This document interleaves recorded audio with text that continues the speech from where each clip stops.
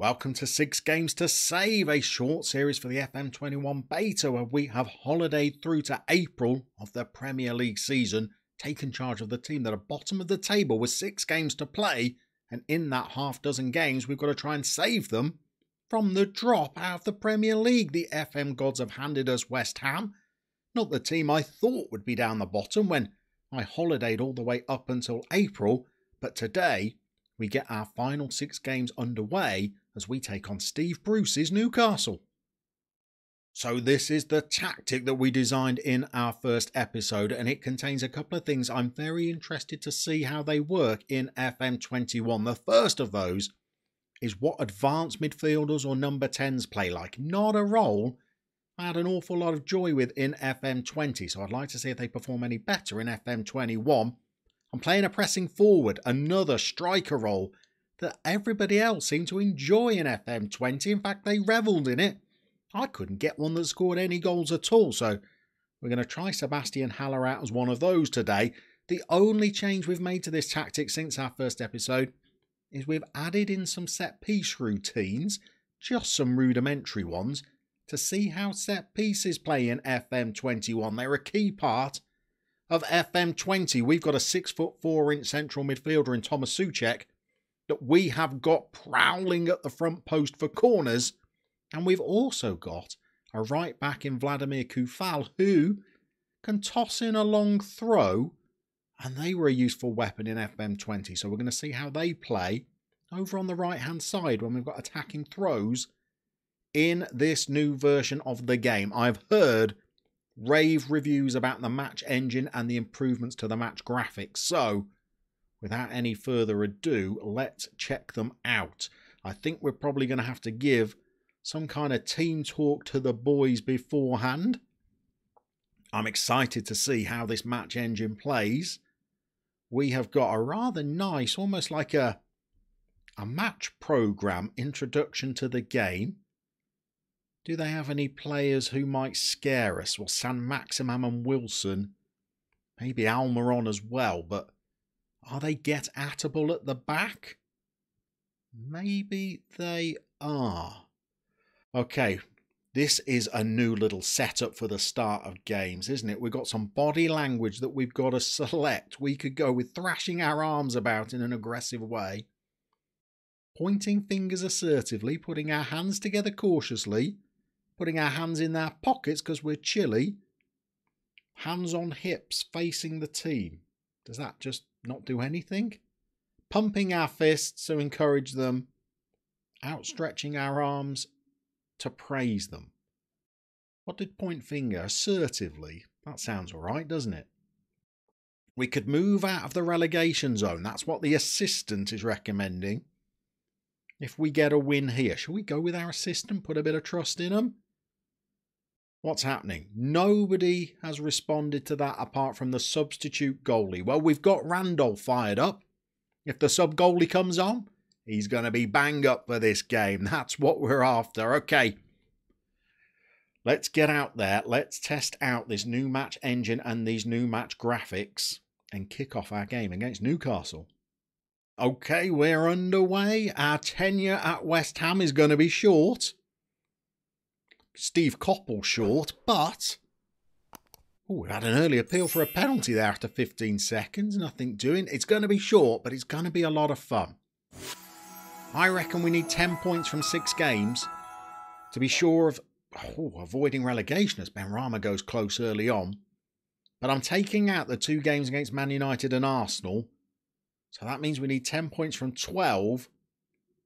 Otherwise, we're going to need a result at Old Trafford or when we're away at Arsenal as well. What do we think of these match graphics then? They do look pretty smooth. The players seem to move maybe a bit more naturally than they did in FM20. And unfortunately, Almiron has moved very naturally and put Newcastle in the lead inside 7 minutes. Hang on. FM21's broken. That's Almiron's 11th goal of the season. Work to do, Sports Interactive. Your match engine's gone. 11? He's only scored once in his entire time there, hasn't he? Okay, we have got some work to do. They seem to have shifted all of the important information from the top of the screen down to the bottom. That might take a bit of getting used to, but it does mean it opens the top of the screen up, almost as if you're watching the game live on the TV without kind of anything at the top of the screen to distract you. I quite like that. Don't like giving the ball away to some maximum and him popping it through to Wilson, though. Don't make us 2-0 down inside 10. Ooh.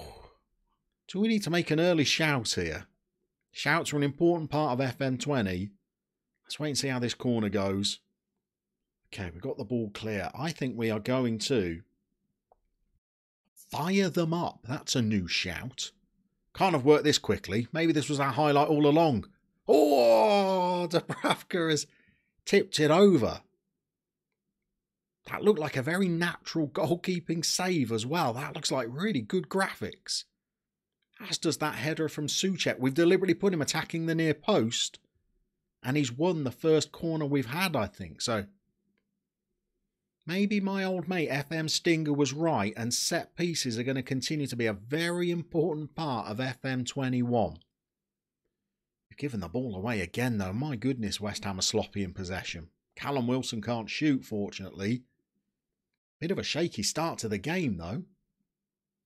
Having had a little of an assessment of the West Ham squad, it seems to be a striker that they're lacking. Here's the long throws. How do they play? Pretty well. Interesting. Long throws were pretty dangerous. Oh, hang on. What's this? New VAR reviews? No agonising disallowed. So the long throw worked, but is he interfering? He's not in the goalie's eye line. The goalie's run past him. Okay, no arced agonising run from the referee to a VAR monitor, though. Quite like the VAR review system. Bit snappier, a bit punchier. Didn't mind that. 30 minutes gone. We need to get an equaliser before half time here. We've given the ball away again. We've won it back now. Rice. Souček. Not seen much from our wide men here. Oh, we're not going to with balls like that either. Come on. Dawson, Rice. Now we've got Bowen. Here's Danny Rose. Fornals, number 10. We're interested to see how they play. He's involved, to be fair. That's terrible. Not got a lot of width to our play, have we? Got our deep line playmaker trying to hit the byline and not doing a particularly good job of it. What are we up to here? God, that looks better as well. Sometimes the bookings in FM20 would be a real slow part of the graphics. A lot punchier in FM21. I think people are right, you know. These match graphics are a huge step forward. The players just seem to move more naturally, more fluidly. And the play just seems a little bit more realistic. Such as West Ham giving the ball away every 2 minutes. Oh, including giving it to Sam Maximum and not clearing it when we've had the chance. Let's be honest, this has not been a great first half of football for us, has it? Oh no. Almiron bangs in a 12th. That was some wretched defending. And I think you'd say the most realistic thing about FM21 is that my tactics are still terrible. What's happened here? Manquillo. Diop has kicked it against his own goalie's face. And Almiron has slotted it home. What can we do for shouts? Can we demand more? We've got to get one back before half-time, or I think we are done and dusted. Bowen. First little chance our wingers have had to make an impression. Ben Rama's meant to be playing as a conventional winger, and he's playing really tucked inside.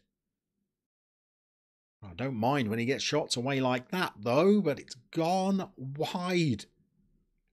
I think West Ham could be in a little bit of trouble. Let's just remember that they've put home a third. The man that we replaced, Spalletti, he won the previous 2 games. He was probably on course to keep him up. We've bumbled our way through the door And we've gone 3-0 down to lower mid-table Newcastle after 40 minutes. Well, even if we get one back now, I don't think it's going to make a lot of difference.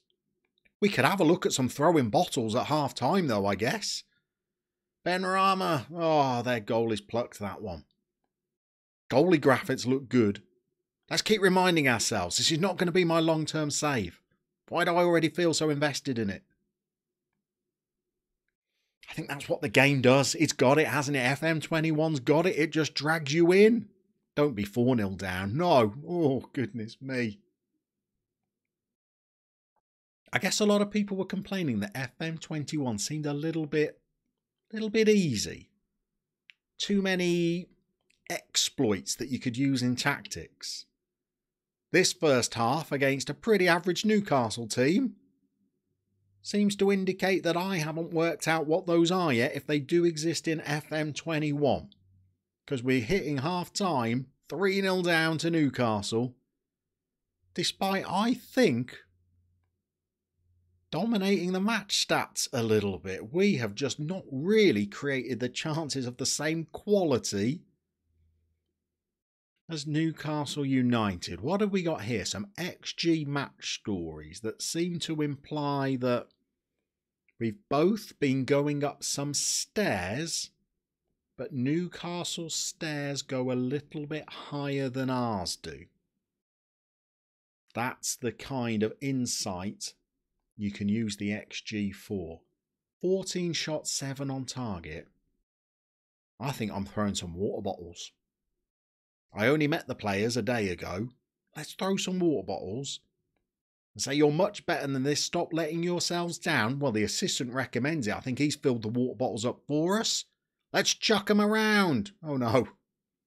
We've demotivated a lot of players, including a centre forward who's not playing well, and Fornal's the number 10 who's playing terribly. Half-time changes, anybody? I think so.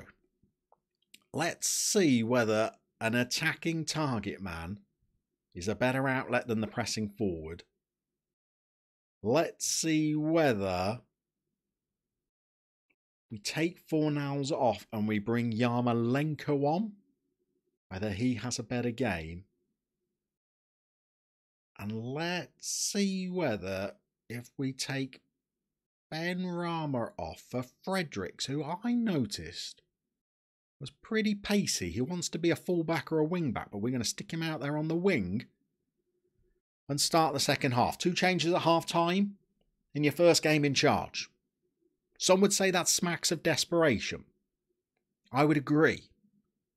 But we're off and we are underway. And let's be honest, we've got a lot of work on to try and save this game. And we're going to go attacking early on in the second half. They've got some long throws from their own defensive third, except they've won them. Almiron wins his duel. He's got strength of 3. All right. All right, Football Manager, I see what you're up to. We got the ball away. Oh, we can't win it. Don't score this early. Oh, no. Wilson is offside. Well, performance-wise, this has not been great. Match condition-wise, they seem to have replaced the percentages with these little hearts that are supposedly meant to remind you of a fitness watch. It might not surprise you to learn that I don't own one of those. I think I prefer the percentages system, but will reserve judgment. St. Maximum has been all over this game like a cheap suit. He's given it away. This is the guy we've bought on. Little Freddy. He's quick. He's given it to Bowen.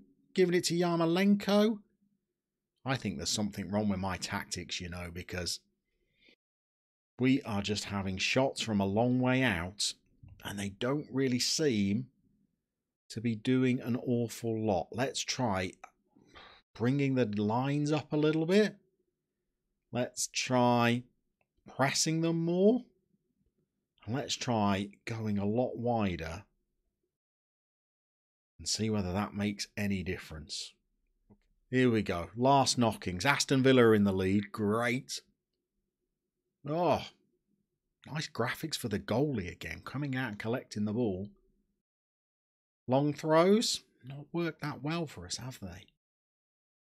They've got the ball forward. Are we going to do another bit of terrible defending? We might yet still. Here they come again. Oh, we've won it back. Come on. Wouldn't say the target man's done great in the second half, has it either? God, maybe neither of those roles are great in the formation or the tactic that we're trying to play. Yarmolenko, Souček, we've got Bowen in. This is all a little bit too late, isn't it? Declan Rice. Oh, that's wasteful. I can hear the fans booing already. It's entirely plausible, you know. We've only taken charge with 6 games to go and we might get sacked before those 6 games are up. Entirely possible. This game is done. So there's game number 1. We've come to play Newcastle, who I think were in 14th when the game kicked off. Well, they have made light work of us indeed. What positives can we take? The match graphics look sublime. This does feel an awful lot more like you are watching a real Premier League game. I like the way the information is laid out there at the bottom of the screen. I'm not entirely sure what these stairs mean yet. I might need to do a little bit of research on that. I've no idea how we've had 58% of the ball, 12 shots on target, and expected goals of 1.85, and we've managed to lose 3-0. Takes a special kind of manager to do that. I am that special kind of manager. What should we do? Should we thrash our arms about to finish the episode and say this is unacceptable? Well, that seems to have motivated a few of them. But if we have a look at the table at the end of the game, I don't think it's going to make the prettiest of reading. If we can even get to it. Where are we?